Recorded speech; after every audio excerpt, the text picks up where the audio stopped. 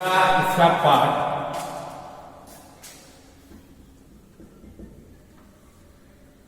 दूसरा क्या शुरू में बताए थे, वेव ऑप्टिक्स। अभी तक जो 3 चैप्टर पढ़े वो था रे ऑप्टिक्स, उसमें पढ़े पहला रिफ्रैक्शन और रिफ्लेक्शन, दूसरा पढ़े optical instrument and defects of vision, और तीसरा चैप्टर पढ़े dispersion and scattering of light. पहले वीडियो में ये सब कर देखा।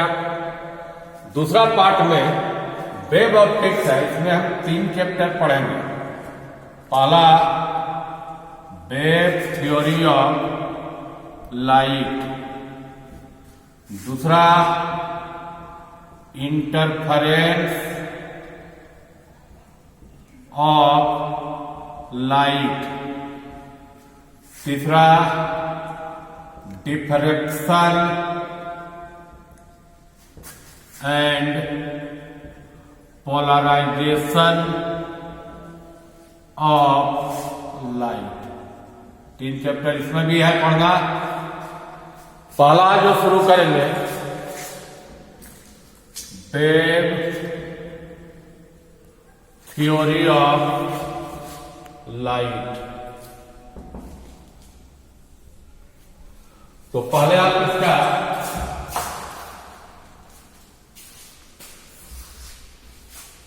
वेव थ्योरी ऑफ लाइट का बेसिक या फंडामेंटल चीज समझिए क्या है।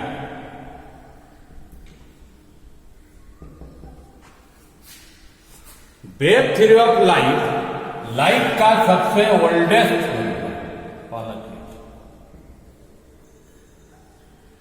इसको सबसे पहले प्रपोज किया था हाइगन नाम के साइंटिस्ट ने, और इसमें कुछ गलती था, बाद में इसको करेक्टेड किया फ्रेस्नेल ने। तो वेव थ्योरी ऑफ लाइट क्या बताता है? ये मैकेनिक्स बताता है कि लाइट एक जगह से दूसरा जगह कैसे जाता है। ये बताता propagation of light from one point two another point. एक जगह से दूसरा जगह लाइट कैसे आगे बढ़ता है, उसी चीज को क्या बताता है वेव थ्योरी ऑफ लाइट। इसको आप पूरे को 3 पार्ट में बांट सकते। पहला जैसा इसका एलिमेंट क्या क्या इसका fact, elements of wave theory of light. पहला देखिए मेन पॉइंट पहला था, कोई भी सोर्स है, मान लो लाइट का सोर्स क्या है एच, इससे चारों तरफ वेव निकलता है। वेव का मतलब क्या होता है? वेव का मतलब हुआ पहले पढ़ा होगा मैकेनिकल डिस्टर्बेंस। मैकेनिकल डिस्टर्बेंस जो टाइम के साथ क्या करता है, आगे प्रोपेगेट करता है। इसी को क्या बोलते हैं? वेव बोलते हैं। तो फर्स्ट पॉइंट क्या है कि कोई भी सोर्स ऑफ लाइट से चारों तरफ मैकेनिकल डिस्टर्बेंस होता है या चारों तरफ वेव निकलता है, जो कि एक हाइपोथेटिकल मीडियम है। हाइपोथेटिकल मीडियम में आगे बढ़ता है velocity of light. Velocity of light, ये जो मीडियम जिसमें आगे बढ़ता है, इस मीडियम का नाम हाइगन ने क्या दिया? ईथर। बोले फर्स्ट पॉइंट मेन है कि कोई भी सोर्स ऑफ लाइट से चारों तरफ वेव निकला, जो हाइपोथेटिकल मीडियम में आगे बढ़ता है, लाइट के वेलोसिटी से आगे बढ़ा, इस मीडियम को क्या बोलते हैं? ईथर। पहला पॉइंट समझ गए। अब बाकी पॉइंट ईथर पर ही है। ईथर को इसलिए माना गया उस समय क्योंकि किसी भी वेव को आगे बढ़ने के लिए, प्रोपगेट करने के लिए एक मीडियम मानना जरूरी था। ईथर वाज सपोज्ड, क्यों माना इसको, to be present because a medium was essential for propagation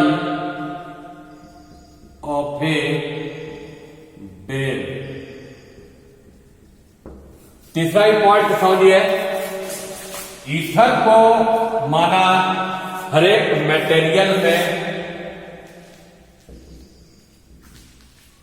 हर एक मीडियम में और हर एक स्पेस में भरा कि जिससे कि लाइट कहीं भी ट्रेवल कर सकता है। चौथा पॉइंट देखिए, 11 में पढ़ा होगा कि किसी भी वेव का वेलोसिटी का फॉर्मूला होता है c बराबर √T/, साउंड रहेगा तो आप भी लिखेंगे, लाइट है तो कैसे डिनोट किए, c का मान लाइट का वेलोसिटी बहुत अधिक है, जानते हो 3 × 10⁸। c अधिक है मतलब e का मान बहुत अधिक होगा, रो का मान बहुत ही कम होगा। तो ये क्या है, मॉडुलस ऑफ इलास्टिसिटी। इस पॉइंट के आधार पर बोल सकते हैं ether highly elastic, highly elastic है। और रो क्या इसका, डेंसिटी। और डेंसिटी जो रो है मीडियम का, मीडियम है यहां पर ईथर का वेरी लो। 4 पॉइंट समझे। 5वां एक लास्ट पॉइंट था जो कि गलत माना था। वेव 2 टाइप का होता है, एक पढ़ते हैं लॉन्गिट्यूडनल वेव और एक होता है ट्रांसवर्स वेव। लॉन्गिट्यूडनल का मतलब कि जिस डायरेक्शन में वेव जा रहा है उस मीडियम का पार्टिकल का भी वाइब्रेशन उसी डायरेक्शन में, मतलब मीडियम के पार्टिकल का वाइब्रेशन और वेव का डायरेक्शन ऑफ प्रोपगेशन सेम रहेगा। ये वेव क्या कहलाएगा, लॉन्गिट्यूडनल। अब दूसरा, अगर लाइट जा रहा है एक्स एक्सिस पर, अब पार्टिकल इसके परपेंडिकुलर वाइब्रेट कर रहा है, दोनों वाइब्रेशन और प्रोपगेशन अगर परपेंडिकुलर है तो ये कैसा वेव कहलाएगा, ट्रांसवर्स। तो हाइगन ने क्या था कि शुरू में माना 5वां पॉइंट कि लाइट वेव को लॉन्गिट्यूडनल मान लिया था नेचर, लॉन्गिट्यूडनल इन नेचर।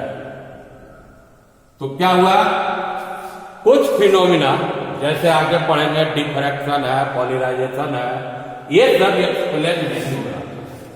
तो बाद में क्या हुआ कि लाइटर फ्रेस्नेल नाम का एक साइंटिस्ट था जो इसको सुधारा कि लाइट वेव लॉन्गिट्यूडनल नहीं है, कैसा वेव है, ट्रांसवर्स वेव। तो मेन फैक्ट देखिए क्या था, मेन फैक्ट पहला क्या था कि कोई भी सोर्स से लाइट निकला, एक हाइपोथेटिकल मीडियम में आगे बढ़ता है, उस मीडियम को क्या नाम दिया था, ईथर। ईथर हर एक जगह भरा हुआ है, ईथर का इलास्टिसिटी बहुत अधिक है, डेंसिटी बहुत क्या है, कम है। लाइट वेव नेचर में कैसा है, लॉन्गिट्यूडनल। अब इसके बाद आता है इसमें पहला पॉइंट समझे,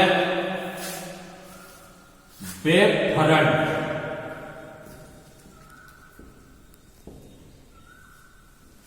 अभी क्या बोले है, पहला पॉइंट कि कोई सोर्स है, उससे चारों तरफ डिस्टर्बेंस होता है, चारों तरफ वेव निकलता है, जो कि एक हाइपोथेटिकल मीडियम में जाता है। उस मीडियम का क्या नाम दिया था उसने, ईथर। इसका मतलब सोर्स के चारों तरफ क्या भरा हुआ है, ईथर का पार्टिकल। अब इसी से होके आगे वेव बढ़ रहा है, आगे जा रहा है। ये सब पार्टिकल है। अगर कोई पार्टिकल है, मान लो ये पार्टिकल है, ये वेव है, इससे टकरा के जाएगा तो इसको डिस्टर्ब करेगा कि नहीं? तो डिस्टर्ब करेगा तो कुछ देर के लिए क्या करेगा? वाइब्रेट करेगा। ये सब पार्टिकल से होके गया, पार्टिकल को डिस्टर्ब करके लाइट आगे बढ़ा, पार्टिकल डिस्टर्ब किया, इसका लोकस लेवल। लोकस का हिंदी में क्या होता है? बिंदु पर, बहुत सा बिंदुओं को मिला दिया। ये जो लोकस हुआ, लेकिन इसमें कंडीशन है, ये सेम फेज में, फेज जैसे टाइम पड़ा होगा, मैंने सेम टाइम। यही फेज को क्या बोलते हैं? Wave front. फिर से देखिए वेव फ्रंट क्या हुआ? लाइट जब आगे बढ़ता है तो ईथर पार्टिकल को डिस्टर्ब करके आगे बढ़ेगा, और ईथर पार्टिकल जो डिस्टर्ब होगा वो क्या में सेट हो जाता है? वाइब्रेशन में हो जाता है। जो पार्टिकल वाइब्रेट कर रहा है एक ही फेज में, उसका जो लोकस होगा, लोकस को ही क्या बोलते हैं? वेव फ्रंट बोलते हैं। एक लाइन में समझो क्या होगा? The locus of vibrating ether particles in the same phase is called wave front. Wave front spherical भी हो सकता है, प्लेन भी हो सकता है, सिलिंड्रिकल भी हो सकता है। वेव फ्रंट में बी स्पेरिकल और प्लेन। जैसे ये शेप में, ये शेप हो सकता है, ये आकार हो सकता है। ये कैसा आपका? कनकेव है। ये कैसा है? कन्वेक्स है। ये कैसा आपका? प्लेन।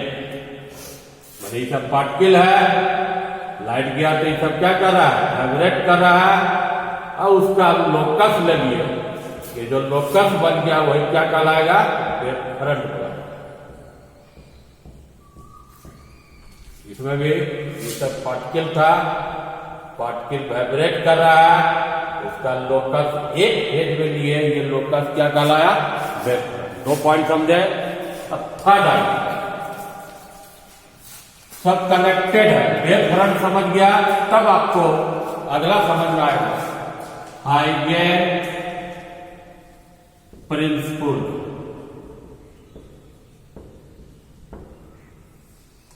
हाइगेन प्रिंसिपल क्या बताता है? जो वेव फ्रंट बना, भी जो समझा है, वो कैसे आगे बढ़ता है, वो एक पॉइंट से दूसरा पॉइंट तक आगे कैसे बढ़ता है, प्रोपगेशन ऑफ वेव फ्रंट के बारे में बताता है। कौन? आपका हाइगेन प्रिंसिपल। इसमें कुछ पॉइंट है। पहला पॉइंट समझिए,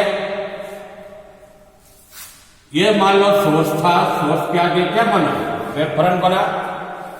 वेव फ्रंट का हर एक पॉइंट नया सोर्स हो गया। इससे मतलब क्या समझा? हर एक पॉइंट से फिर वेव निकलेगा जो लाइट के वेलोसिटी से चारों तरफ बढ़ेगा। यहां से चारों तरफ बढ़ेगा। पहले वेव का सोर्स, वेव कहां से निकला? सोर्स ऑफ लाइट एस से। एस के बाद क्या बना? वेव फ्रंट बन गया। वेव फ्रंट का हर एक पॉइंट से फिर वेव निकला जो लाइट के वेलोसिटी से आगे बढ़ा। लेकिन अब जो वेव निकला, इसका नाम क्या होगा? सेकेंडरी वेवलेट होगा। सोर्स से जो निकला वो क्या हुआ? प्राइमरी। अब वेव फ्रंट से निकला वो क्या हो गया? सेकेंडरी। Secondary wavelet. पहला पॉइंट समझ गए। दूसरा देखिए,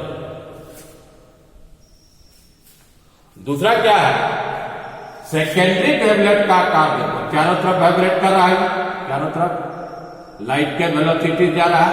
अगर इसको तुम मिला देते तो यह आकार कैसा हो जाता? स्फेरिकल हो जाता। जिसका रेडियस यदि लो, यहां से यहां तक लाइट के वेलोसिटी से गया तो c इंटू क्या होगा? क्या कि डिस्टेंस और आप पढ़ते हो वेलोसिटी गुना क्या होगा टाइम।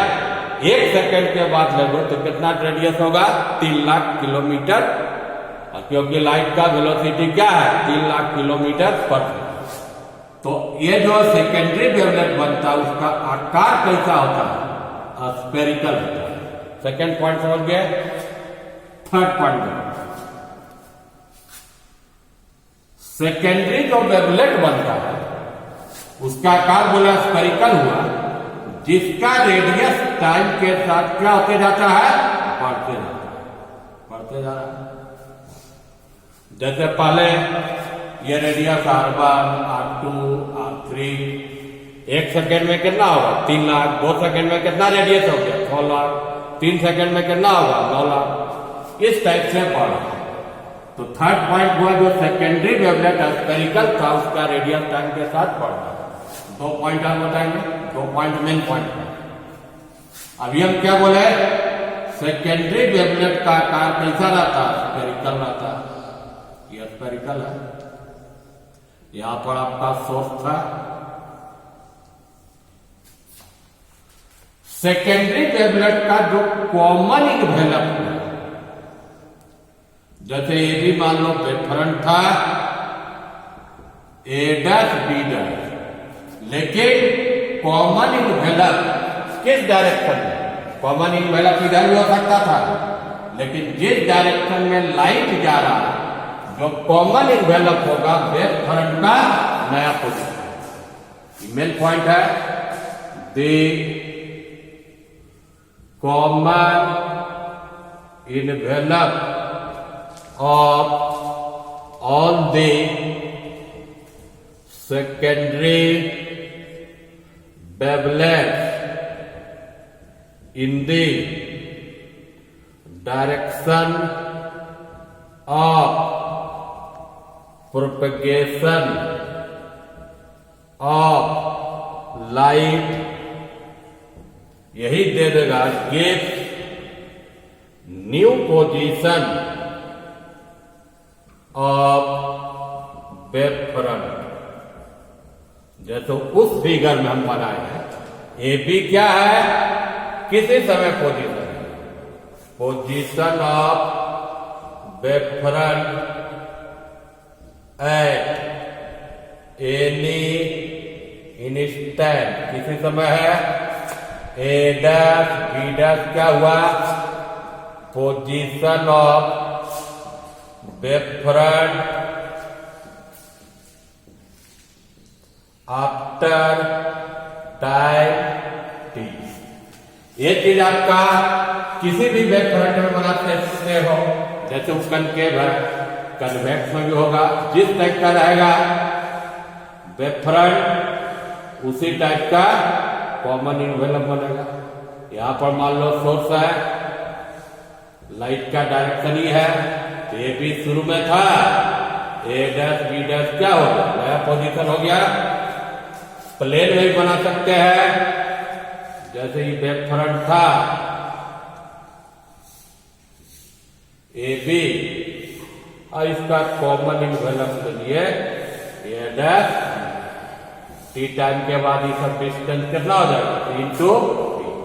अब एक अंतिम पॉइंट है, ये मेन पॉइंट था क्या था कि कॉमन इन्वेलप जो वेवफ्रंट का रहता, वेवफ्रंट का क्या देता है नया पोजीशन।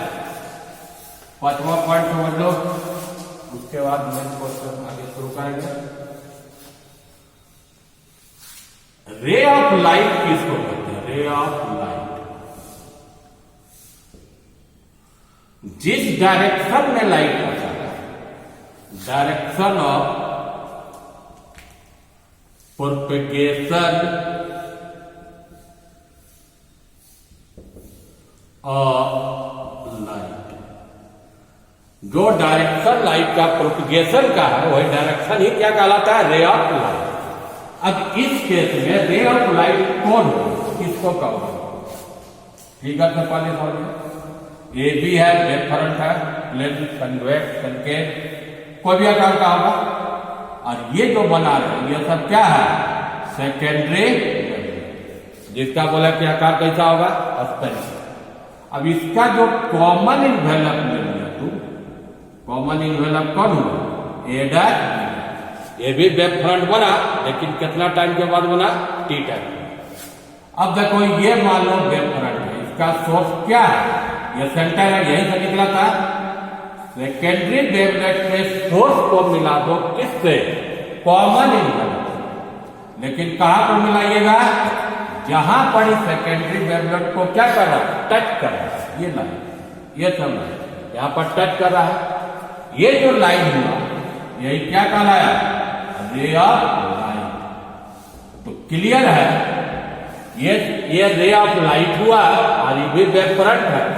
तो ray of light always perpendicular किस पर होता है? Wave front.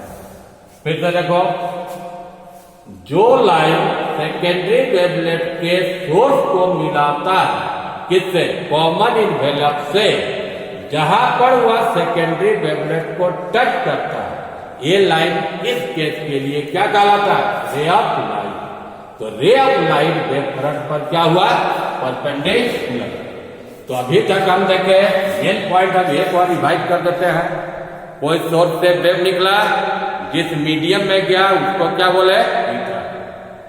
जब वेव गया तो ईथर पार्टिकल डिस्टर्ब किया, जो डिस्टर्ब सेम फेज में हुआ उसका लोकस को क्या कहते हैं? Wave front.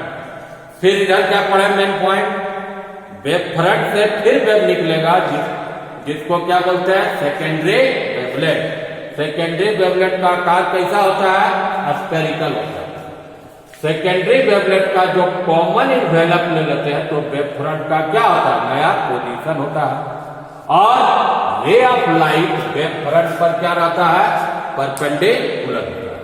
अब लाइट का जितना भी फिनोमेना पढ़ते हो, रिफ्लेक्शन, रिफ्रैक्शन और भी जितना है, सबको एक्सप्लेन कर देंगे किसके आधार पर? ये वेव थ्योरी ऑफ लाइट के आधार पर। इसके अगला क्लास में लॉ ऑफ रिफ्लेक्शन और लॉ ऑफ रिफ्रैक्शन, जो बहुत दिन से पढ़ते आ रहे हो, आई बराबर क्या होता है? वो सबको प्रूफ नहीं किया है, वो सबको प्रूफ करेंगे यही थ्योरी के आधार पर।